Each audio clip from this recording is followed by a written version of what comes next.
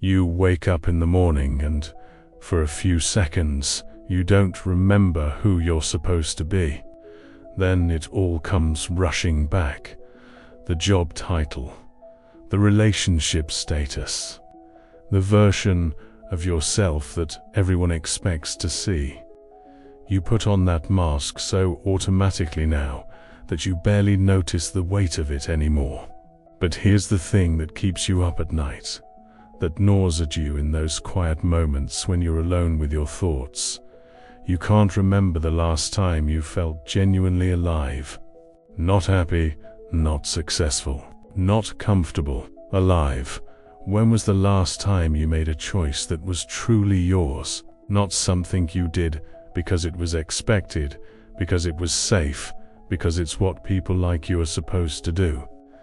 You look around at your life, at all the things you've accumulated, all the boxes you've checked, and instead of feeling fulfilled, you feel hollow, empty, like you've been following a script written by someone else, playing a character in a story that isn't yours. And the worst part, you can't even pinpoint when it started. Was it when you chose the practical major over the one you loved? When you stayed in that relationship because leaving felt too complicated? When you stopped asking what you wanted and started asking what you should want? The emptiness isn't dramatic. It doesn't announce itself with a breakdown or a crisis. It's quieter than that, more insidious.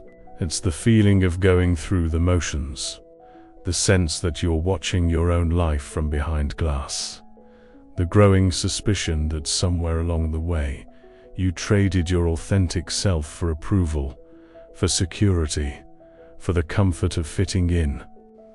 You see other people who seem to have it figured out, who appear confident in their choices, and you wonder what's wrong with you. Why can't you just be grateful? Why can't you just accept that this is what adult life looks like? But deep down you know the truth. This emptiness isn't a flaw in you. It's a signal. It's your consciousness rebelling against a life lived in bad faith, against the daily betrayal of pretending to be someone you're not. And if you're feeling this right now, if these words are landing somewhere deep in your chest, then you need to understand something crucial. There was a philosopher who dedicated his entire life to explaining exactly why you feel this way, and more importantly, what you can do about it. His name was Jean-Paul Sartre, and his philosophy of existentialism might be the key to understanding the emptiness that's consuming you and the path toward becoming who you really are. In the spring of 1905, in the quiet streets of Paris, a child was born who would grow up to challenge everything humanity believed about itself. Jean-Paul Sartre entered the world on June 21st, and from his very first breath, he was marked by absence. His father, Jean-Baptiste Sartre, a naval officer, died of a fever when Jean-Paul was only 15 months old. This early loss would shape everything about Sartre's life and philosophy. He would grow up without ever knowing what it meant to have a father, without that authoritative figure telling him who he should be, what path he should follow. And perhaps this absence, this lack of a predetermined script, planted the first seeds of his revolutionary idea that we are not born with a fixed essence, that we must create ourselves. Sartre's childhood was spent in the home of his grandfather, Charles Schweitzer, an imposing figure with a wild beard who was a professor of German and the uncle of the famous Albert Schweitzer. The household was dominated by books, by language, by ideas. Young Sartre, a small boy with a lazy eye that would make him self-conscious his entire life, found refuge in literature. He devoured books with a hunger that seemed insatiable. In his autobiography, The Words, Sartre would later describe how he discovered his identity through reading and writing, how words became both his prison and his liberation. He read everything: adventure novels, philosophy, drama. But more than consuming stories, he began to understand something profound, that humans are the only creatures who can write their own narratives, who can choose what their life will mean. His mother, Anne-Marie, remarried when Sartre was 12, and the family moved to La Rochelle. This transition was brutal for the young Jean-Paul. Suddenly, he was no longer the precious, coddled child of the Schweitzer household. He was thrown into a school where his physical appearance, his intellectualism, his difference made him a target. He was bullied mercilessly. The other boys mocked his crossed eye, his small stature, his bookishness. These years of humiliation and isolation taught Sartre something essential about human consciousness. We are fundamentally aware of how others see us, and this awareness shapes our sense of self in profound and often painful ways. He would later develop this into his concept of the gaze, the idea that other people's perceptions of us create a kind of objectification that we must constantly resist and navigate. But it was also during these difficult years that Sartre's intellectual gifts became undeniable. Despite his social struggles, he excelled academically, and in 1924, at age 19, he was admitted to the École Normale Supérieure, the most prestigious institution for training the intellectual elite of France. This was where Sartre's real education began, not just in philosophy, but in life itself. The years at the École Normale were intoxicating. Sartre threw himself into philosophical study with the same voracious appetite he had brought to literature as a child. He read Descartes, Kant, Hegel, Husserl, Heidegger. He was particularly drawn to phenomenology, the philosophical method that focuses on describing conscious experience as it is actually lived. But more than just absorbing ideas, Sartre was part of a generation of brilliant young thinkers who spent their nights in heated debates, their days in intense study, all of them convinced they would reshape the world. It was here in 1929 that Sartre met the person who would become the most important relationship of his life, Simone de Beauvoir. She was preparing for the same competitive exam, the aggregation, that would certify them as philosophy teachers. When the results came in, Sartre placed first, Beauvoir placed second. She was only 21, the youngest person to ever pass the exam.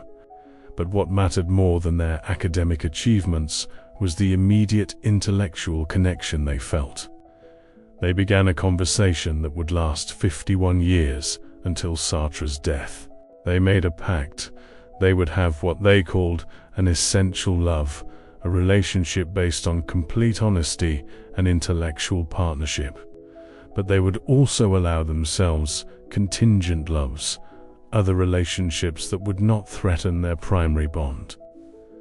This arrangement was radical for its time and remains controversial today. But for Sartre and Beauvoir, it was an expression of their fundamental commitment to freedom, to refusing the conventional scripts that society offered for how love and relationships should look.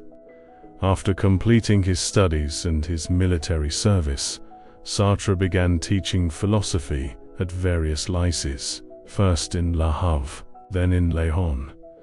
These were years of relative obscurity, but they were crucial for his development. He was reading, thinking, writing, slowly developing the ideas that would explode into public consciousness later.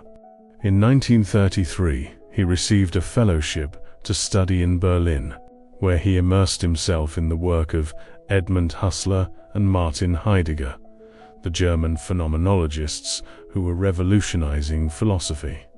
It was during this period that Sartre began to formulate his own distinctive philosophical vision. He was fascinated by the phenomenological method, by the idea of describing consciousness exactly as we experience it, without imposing abstract theories. But he also saw limitations in how the German philosophers approached the problem. Husserl seemed to retreat into a transcendental ego, a pure consciousness separate from the world. Heidegger's Being and Time was brilliant in its analysis of human existence, but Sartre felt it didn't go far enough in emphasizing human freedom and responsibility.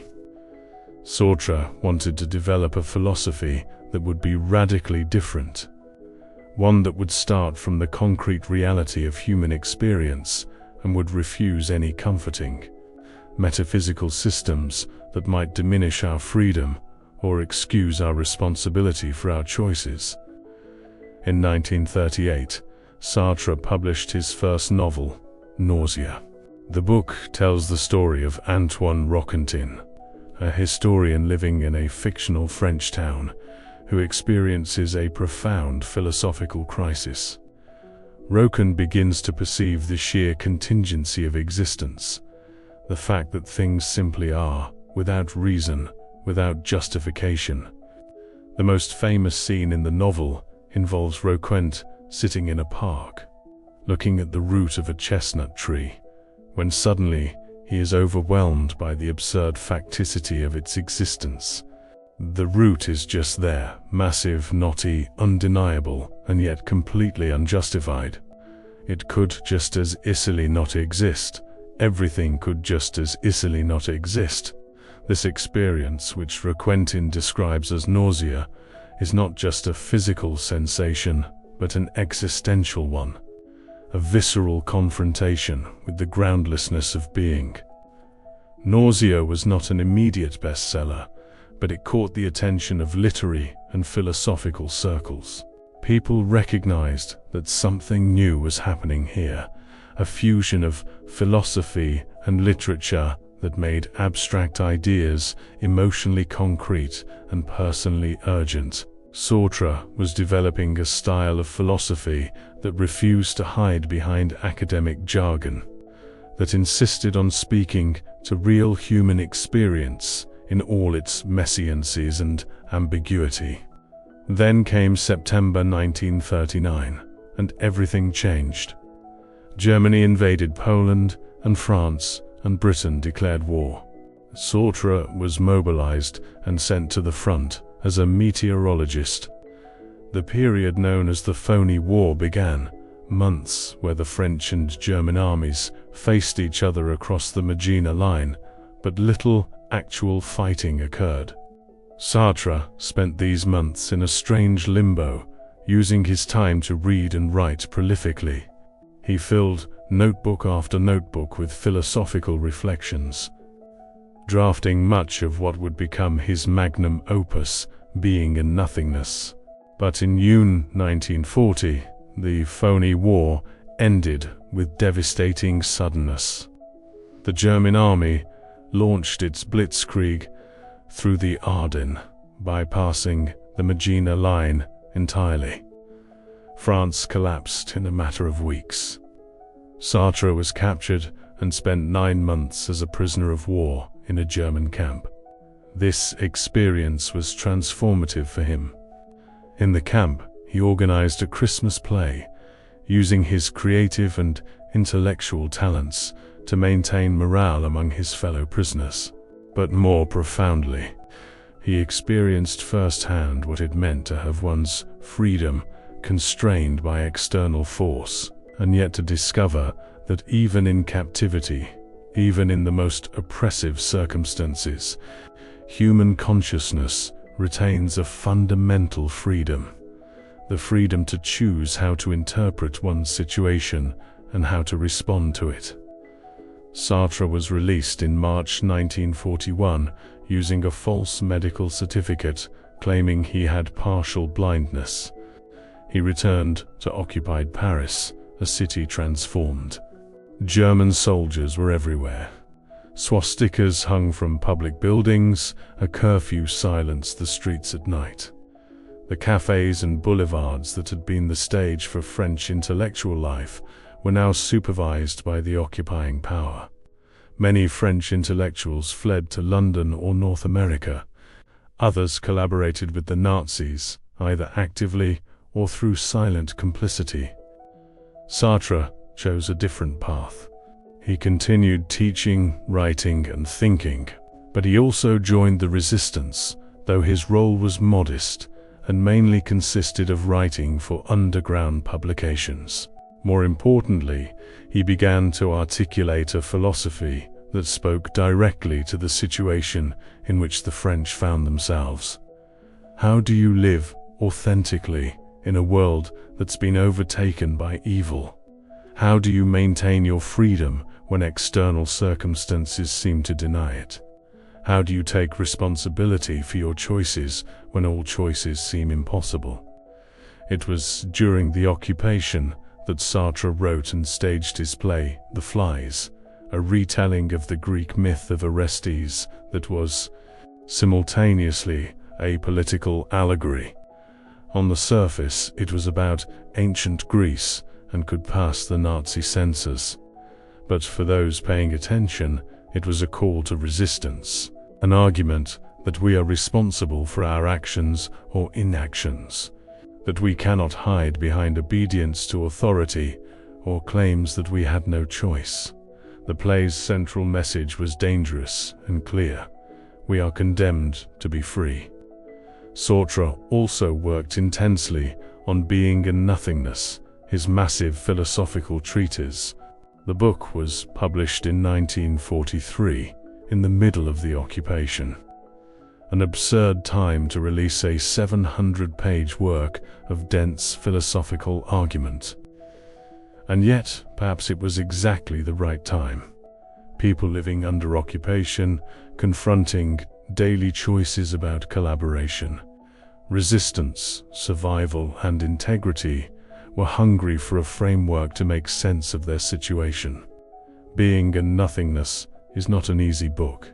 It's dense, technical, filled with phenomenological analgesis of consciousness, being, nothingness, and freedom. But at its core, it advances a few revolutionary claims that would define existentialism and Sartre's entire philosophical project. The most famous of these is the assertion that existence precedes essence. This simple phrase contains a radical challenge to thousands of years of Western philosophy and theology. For most of Western thought, influenced by Platonic idealism and Christian theology, there was an assumption that things have an essence before they exist. A knife, for example, is made with a purpose in mind. The craftsman conceives of what a knife should be, what it's for, and then creates it according to that essence. Similarly, traditional theology held that God created humans with a specific nature, a specific purpose.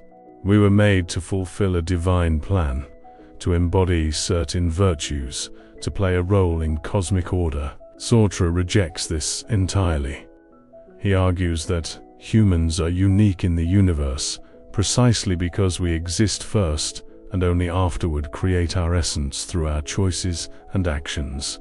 There is no God, no cosmic blueprint, no predetermined human nature. We are thrown into existence without a manual, without instructions, without any guarantee that our lives will have meaning or purpose. This is simultaneously terrifying and exhilarating. The terror comes from what Sartre calls anguish or anxiety. This isn't the normal worry about particular outcomes. It's a deeper, more fundamental dread that arises from recognizing the full weight of our freedom.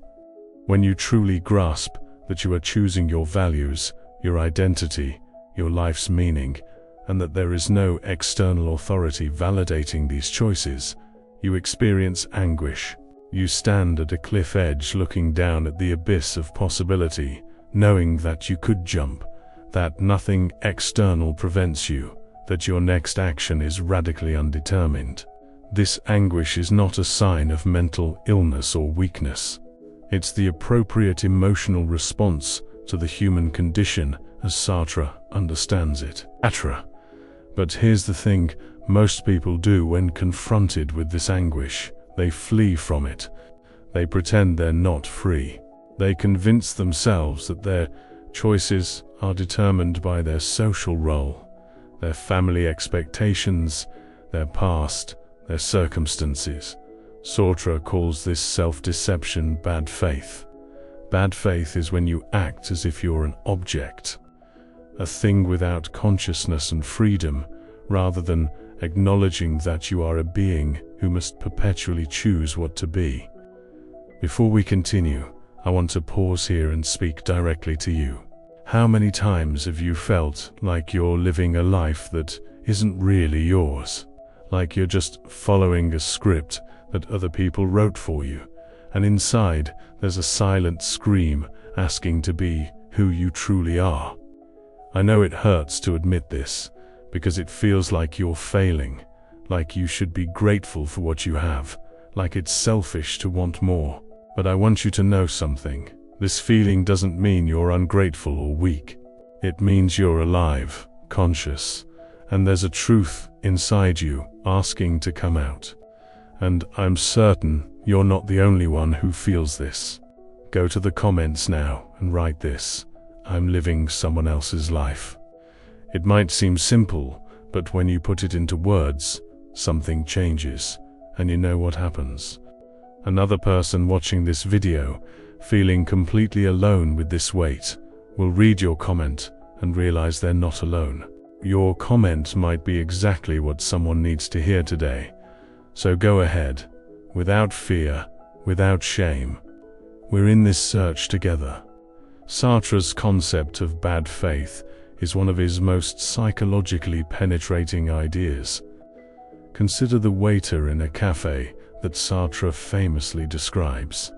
The waiter performs his role with exaggerated precision, his movements a bit too careful, his courtesy a bit too mechanical. He is playing at being a waiter, treating his social function as if it exhausts his identity. But the waiter is not a waiter in the way that a stone is a stone. The stone simply is what it is, with no gap between its being and its identity. But the waiter is a consciousness that is always more than any role it performs. He is constantly choosing to continue being a waiter, constantly interpreting what that means, constantly capable of walking away. By pretending that being a waiter is simply what he is, by acting as if his identity is given rather than chosen, he is in bad faith. We all do this constantly. We hide behind our roles. I'm just a student. I'm just an employee. I'm just following orders. I'm just being realistic. These phrases are almost always markers of bad faith, ways of denying our freedom and therefore evading responsibility for our choices. But if bad faith is the denial of freedom, what does authenticity look like? This is trickier, and Sartre himself was never entirely clear about it. He knew what authenticity wasn't. It wasn't bad faith. It wasn't self-deception. It wasn't pretending to be an object determined by external forces. But the positive content of authenticity remained somewhat elusive in his work. At minimum, authenticity seems to require acknowledging your freedom, accepting that you are constantly choosing your values and your identity, and taking full responsibility for these choices without excuses. It means recognizing that you are never simply what you have been, that you are always in the process of becoming through your choices. It means living with anguish rather than fleeing from it, accepting that there is no ultimate authority to validate your choices except yourself. Another crucial concept in being and nothingness is Sartre's analysis of the look or the gaze. Sartre argues that our experience of other people is fundamentally different from our experience of objects. When you encounter another consciousness, you suddenly become aware of yourself as an object in their field of vision. Imagine you're looking through a keyhole, absorbed in what you're seeing, your consciousness flowing outward toward the scene before you. Then you hear footsteps behind you. Suddenly, you're aware of yourself as someone looking through a keyhole, as someone who can be seen, judged, categorized. The other person's look has transformed you from a pure subject into an object. This is always uncomfortable, always a kind of alienation, because it reminds you that you are not the center of the universe, that you exist in a world with other consciousnesses who have their own perspectives on you. Much of human conflict, Sartre suggests, arises from our attempts to either dominate the other's gaze, making them an object while remaining a subject ourselves, or to submit to their gaze, allowing them to define us rather than defining ourselves. Authentic relationships require navigating this tension, recognizing both our freedom and the reality that we exist in a world with other free beings whose perceptions of us matter but should not determine us. Paris was liberated in August 1944, and Sartre emerged from the occupation years as one of the most important intellectuals in France. The publication of Being and Nothingness, combined with his plays and his role in the resistance, had made him a public figure. But it was in the immediate post-war years that Sartre became a genuine cultural phenomenon. In October 1945, he delivered a lecture titled "Existentialism is a Humanism" at a packed hall in Paris. The event was chaotic, people fainting in the overcrowded room, the chairs broken in the crush of bodies trying to get in. Sartre attempted to defend existentialism against its critics, both the Marxists who claimed it was too individualistic and political, and the Catholics who claimed it was nihilistic and amoral. The lecture became one of the most widely read philosophical texts of the 20th century, and while Sartre later distanced himself from some of its formulations, it succeeded in making existentialism a household term. The core message of the lecture was this: existentialism is not a philosophy of despair, but of hope. Not a denial of values, but a call to create them. Not an excuse for irresponsibility. When Sartre says we are condemned to be free, he means that we cannot escape the burden of choice. We might wish for a predetermined essence, for a God to tell us what to do, for a fixed human nature to guide us. But such comforts are illusions. We are radically free, and this freedom is both our glory and our burden. Moreover, when we choose, we are not just choosing for ourselves, we are in effect proposing a vision of what humans ought to be. When you choose to act honestly, you're implicitly claiming that honesty is a value worth pursuing. When you choose a career, a relationship, a political commitment, you're creating an image of humanity. This gives our choices an enormous weight. We are not just deciding what we will do, we are deciding, in a sense, what it means to be human. The post-war years also saw Sartre developing his political thought more explicitly. He had always been on the left, but during the occupation, he came to believe that philosophy could not remain in the realm of pure theory.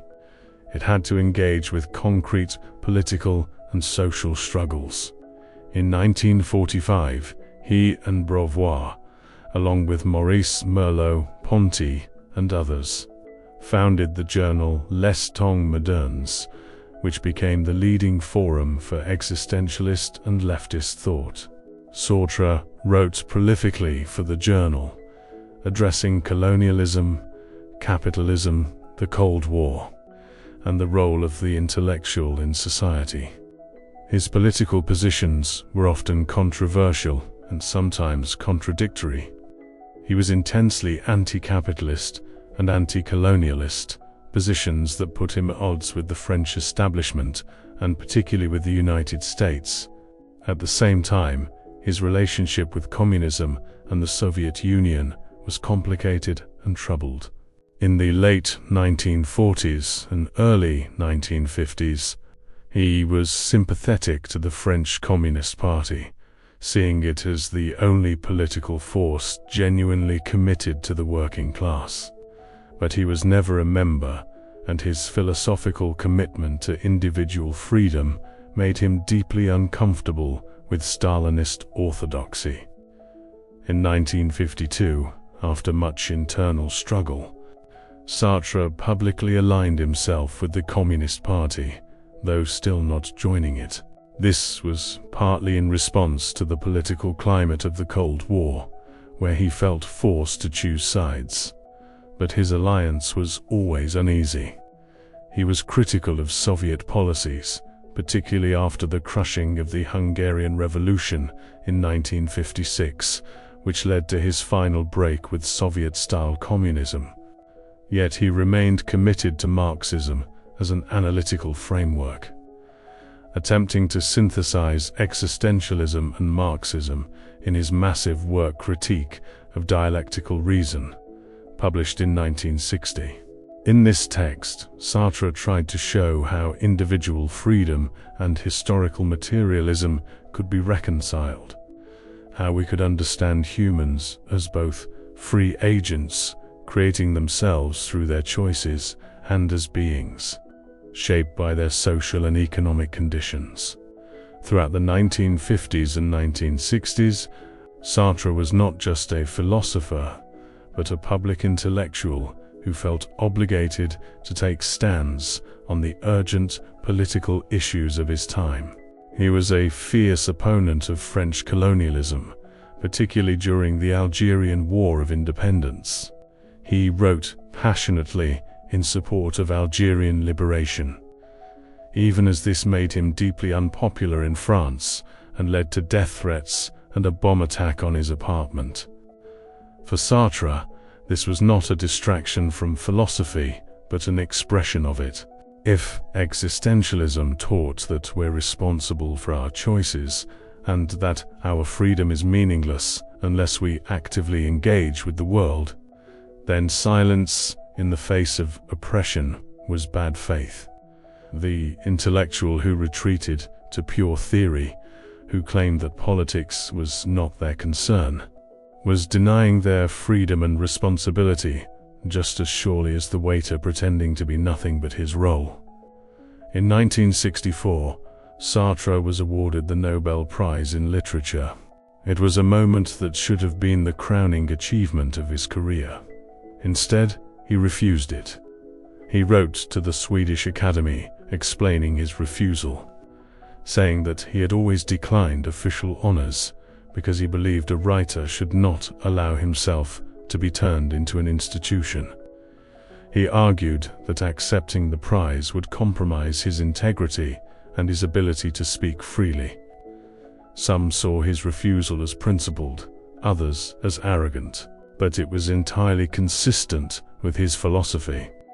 To accept the prize would be to accept a definition of himself created by others.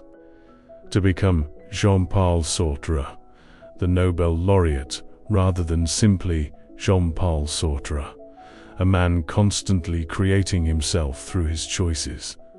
It would be a form of bad faith, treating his identity as fixed and validated by external authority rather than as something he must perpetually choose and create.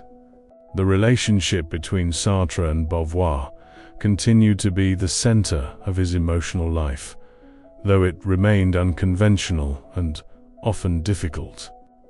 Both of them had other relationships, some brief, others lasting years. There were periods of jealousy, tension, and hurt. and yet their commitment to each other, what they called their essential love, endured. They never married, never lived together, but they were partners in every meaningful sense. They read each other's work before publication, influenced each other's thinking, supported each other through crises. When feminists criticized Sartre for not fully grasping the specific forms of oppression women faced, it was Beauvoir who developed existentialist feminism in The Second Sex, showing how women had been constructed as the other, the inessential, being defined in relation to man as the default human. Sartre learned from her analysis, though some argued he never fully internalized it in his own behavior.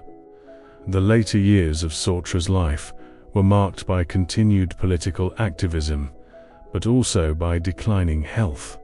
He adopted a young Algerian Jew, Arlit Elkaim, making her his legal heir, a decision that hurt Beauvoir and created tension in their circle. He became involved with Maoist groups in the late 1960s and early 1970s, seeing in their revolutionary fervor something more authentic than the calcified bureaucracy of the traditional left. He sold their newspaper on the streets, participated in demonstrations, used his fame to protect younger activists from police. Some saw this as admirable commitment, others as an aging intellectual romanticizing radical youth. His eyesight deteriorated badly, and by the mid-1970s he was nearly blind. He could no longer read or write on his own. He relied on others to read to him and to transcribe his thoughts. Despite these limitations, he continued to think, to talk, to engage with ideas and politics until the very end. Jean-Paul Sartre died on April 15, 1980. His funeral procession drew more than 50,000 people, an extraordinary outpouring for a philosopher. People from all walks of life came to pay respects to a man who had spent his life insisting that they were free, that they were responsible, that they could not hide behind excuses or bad faith, that they had to create their own meaning in an absurd universe. Simone de Beauvoir walked behind his coffin, her face a mask of grief. She would write about his death in her book Adieu, a farewell to Sartre, a raw and honest account of his final years and their complex relationship. She survived him by 6 years, dying in 1986, and was buried beside him in Montparnasse Cemetery. So what is Sartre's legacy? What does his philosophy offer us today, decades after his death, in a world he could not have imagined? First, Sartre reminds us that we are not things.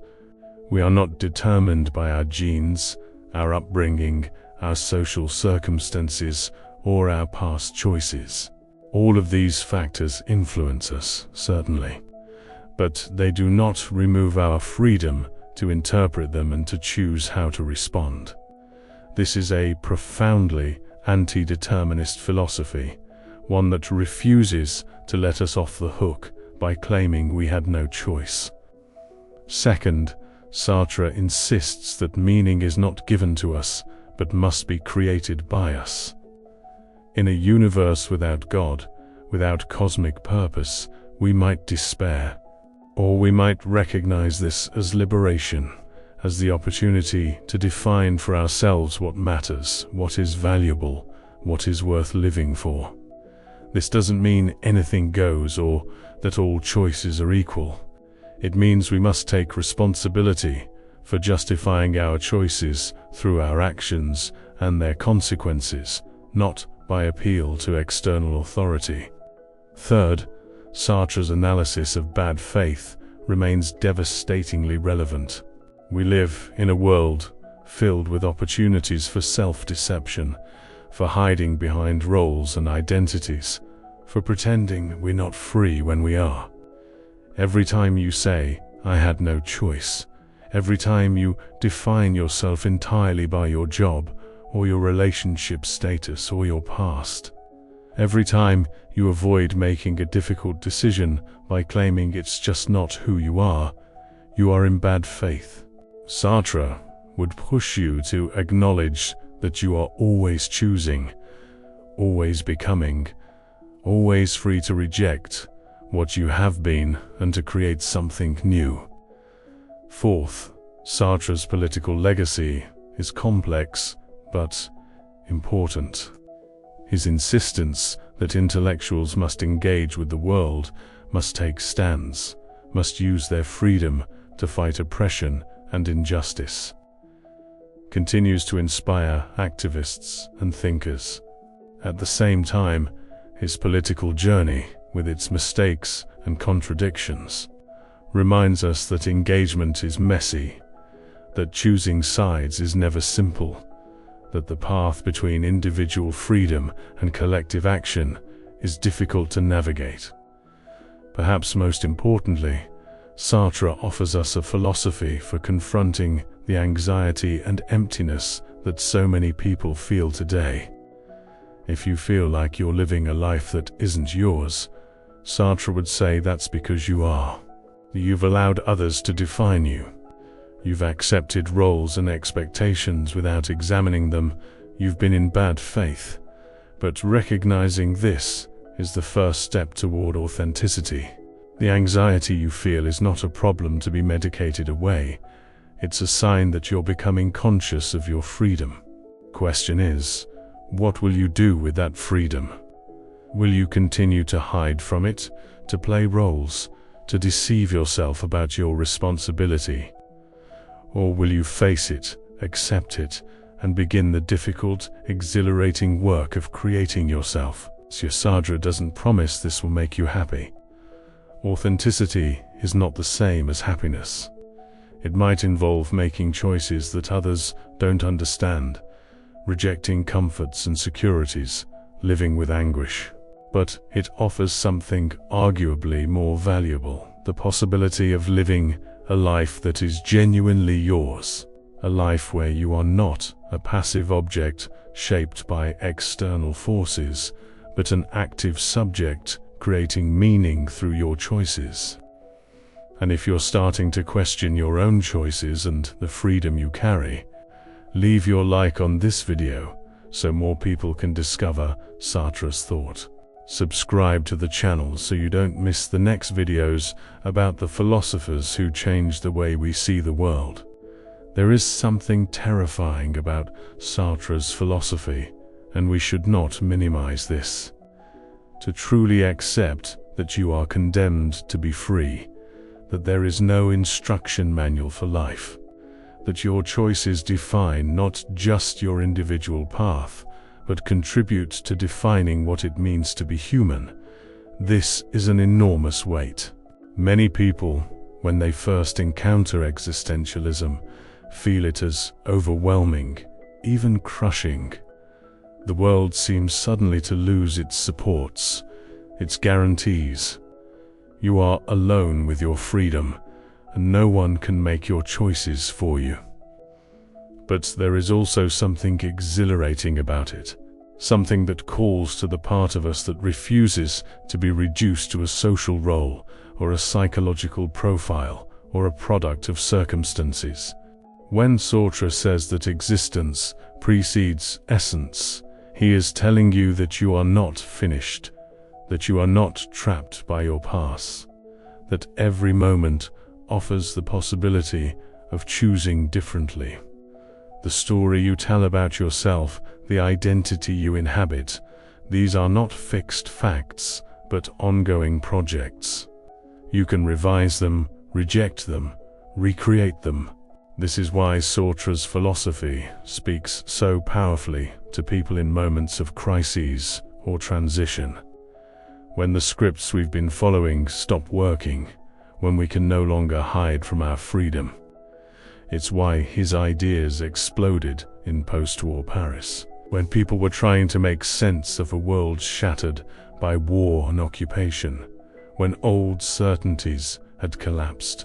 And it's why existentialism continues to resonate today, in a time when many of the traditional structures that gave people identity and meaning, religious institutions, stable careers, clear social roles, have become fragmented or dissolved.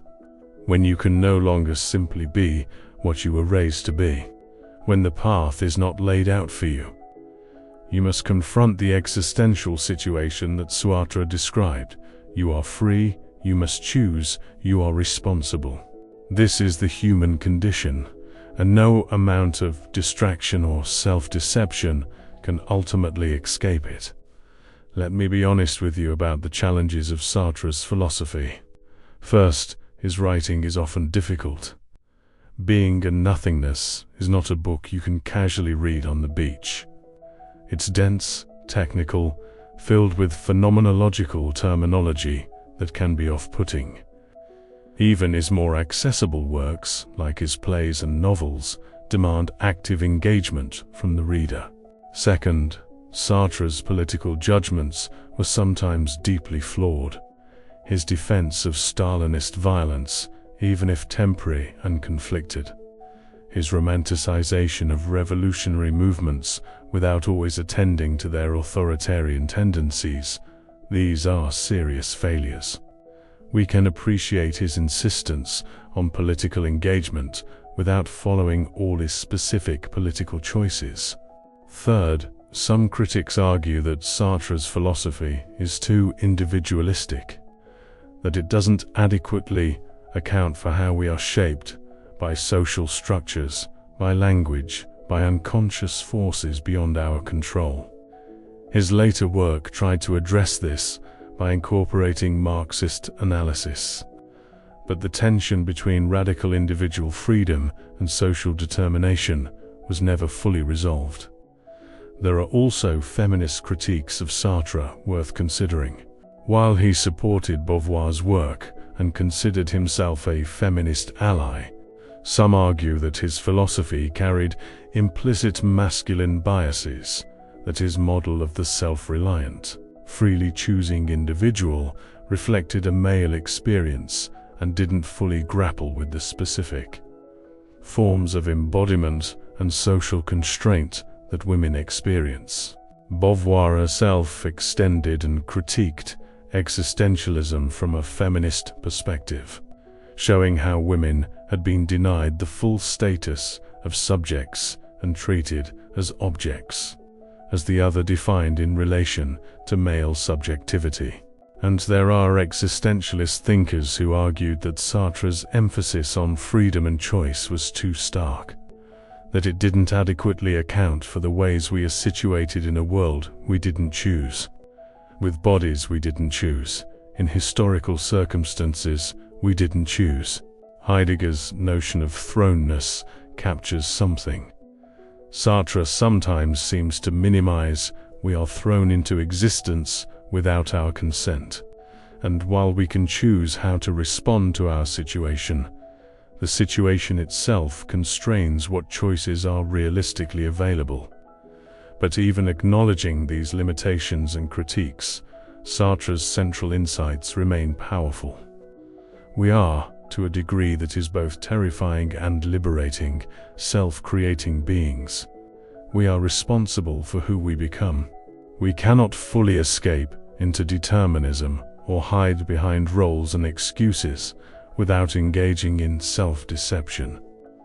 And in a world that constantly offers us identities to consume, roles to perform, scripts to follow, Sartre's call to authenticity, to owning your choices and creating your own meaning, is more relevant than ever.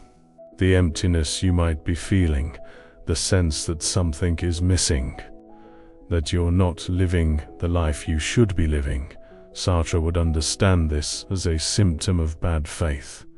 You've been living according to what others expect, what seems safe, what requires no difficult choices. And your consciousness is rebelling. The emptiness is a signal that you are more than the roles you perform, more than the past that shaped you. The question is whether you'll listen to that signal or continue to suppress it. If you've gotten this far, it's because something inside you is seeking answers that the world around you can't provide. This restlessness you feel, this sense that something more authentic is waiting for you. It's not weakness. It's the first sign that you're ready for real transformation. This channel exists exactly for people like you, who don't settle for shallow answers and who have the courage to look within, even when it hurts. Here, every week I bring new videos exploring the philosophers who can illuminate this path you're walking, always with the same depth and care you saw here. It's not about accumulating empty knowledge. It's about finding real tools to live with more freedom, authenticity, and purpose. Subscribing to the channel is a small act, but it can be the beginning of a journey that will completely change how you see yourself and your choices. And you don't have to do this alone. There's an entire community here in the comments, people who feel what you feel, who fight the same struggles. Click that subscribe button, turn on notifications, and let's go together on this search for a life that's truly worth living. You deserve this clarity. You deserve this freedom. Sartre did not promise happiness. He did not promise that life would be easy once you accepted your freedom. In fact, he suggested that authentic existence might be harder, lonelier, more anxious than the comfort of bad faith. But he offered something else, the possibility of being genuinely yourself, of living a life that is yours and not a performance for others. He offered a philosophy that takes seriously the weight of human freedom and the inescapable responsibility that comes with it. In the end, Sartre's philosophy comes down to a challenge, a question he poses to each of us. Will you own your freedom, or will you flee from it? Will you create yourself, or will you let yourself be created by others? Will you live authentically, with all the anguish that entails, or will you live in bad faith, playing roles and avoiding responsibility? These are not easy questions, and Sartre does not offer easy answers. But he insists that these are the questions we must face, because they are the questions that define what it means to be human. You are not a stone or a tree. You are consciousness, freedom, possibility. What you do with that freedom, how you choose to exist, that is up to you. And that choice, that responsibility, is both your burden and your privilege. The emptiness you feel is not the end, it's the beginning. It's your freedom calling to you, demanding that you stop hiding and start choosing. Sartre would tell you, you are condemned to be free. The question is, what will you do with that freedom?